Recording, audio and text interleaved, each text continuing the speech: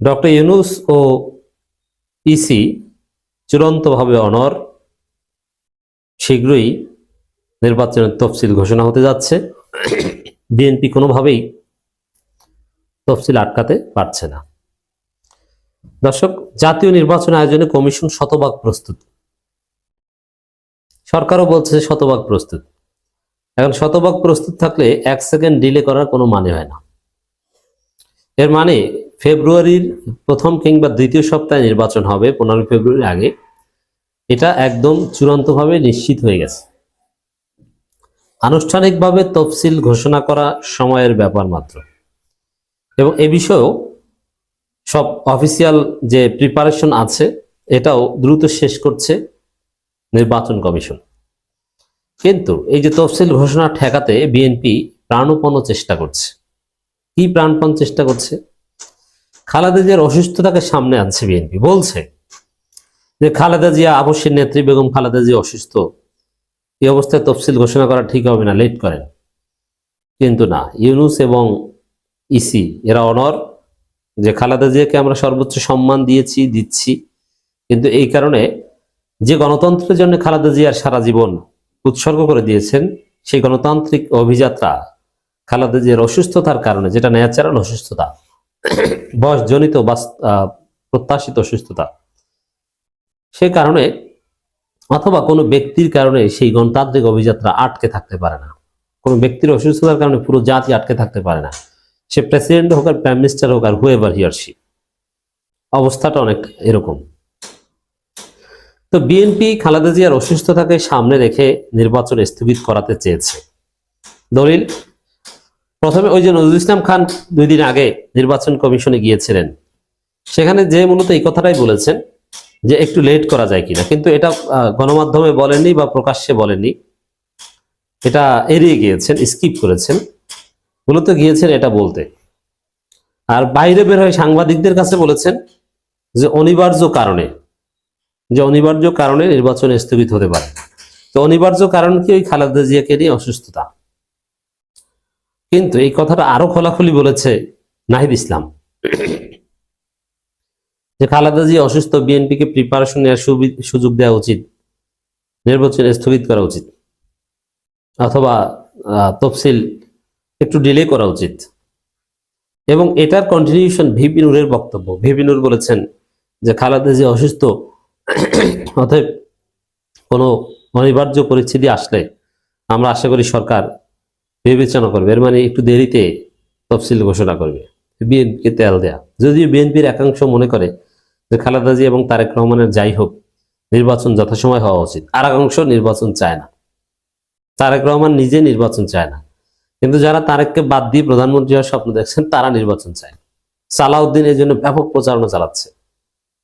এবারকার ধারে কাছেও সালাউদ্দিন আসেন না, সালাউদ্দিন কক্সবাজারের গলিতে গলিতে ঘুরে বেড়াচ্ছে। এর মানে খালেদা জিয়া, তারেক রহমানকে কোনো টাইম সালাউদ্দিনের নাই। এটা হচ্ছে রিয়ালিটি। তাহলে কি দাঁড়ালো দর্শক? জাতীয় নির্বাচন আয়োজনে কমিশন শতভাগ প্রস্তুত। ইসি সচিবের এই বক্তব্য প্রমাণ করে যে খালেদা জিয়ার অসুস্থতা সামনে এনে বিএনপি যে চেষ্টা করেছিল সেটাও ব্যর্থ।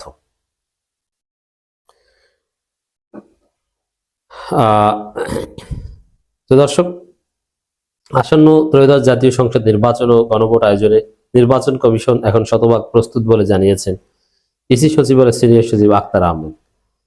এখন যদি এরকম একটা আলোচনা সামনে আসছে যে জাতীয় নির্বাচন না হলেও গণভোট হয়ে যাবে এবং সাথে সাথে স্থানীয় সরকার নির্বাচন শুরু হবে। তো গণভোট হয়ে যাবে এবং স্থানীয় সরকার নির্বাচন শুরু হয়ে যাবে, এই প্রশ্নটা যদি আমরা ডিল করি তাহলে তো বিএনপির অবস্থা আরো খারাপ। এখন তো টেম্পো স্ট্যান্ডে বিএনপির কিছু প্রভাব আছে, আর থানার পুলিশ এবং ওসিরা বেশিরভাগই বিএনপির দালালি করে।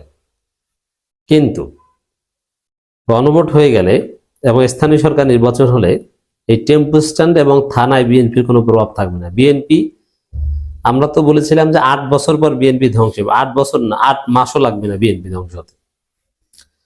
বিএনপি যা করতে যাবে সেটাই তারা বিপদে পড়বে। তো এই জায়গায় আর ইউনূস যেভাবে আগে কথা দিয়েছেন, যেভাবে প্রস্তুতি নিয়েছে, যেভাবে বলছে, তাতে স্পষ্ট যে আসলে খালেদা জিয়ার অসুস্থতা বিবেচনায় নেয়া, তারেক রহমানে আসতে লেট হওয়া এটা বিবেচনায় নেওয়া সম্ভব না। এখন তারেক রহমানের বিষয়টা একটু আপডেট বলি।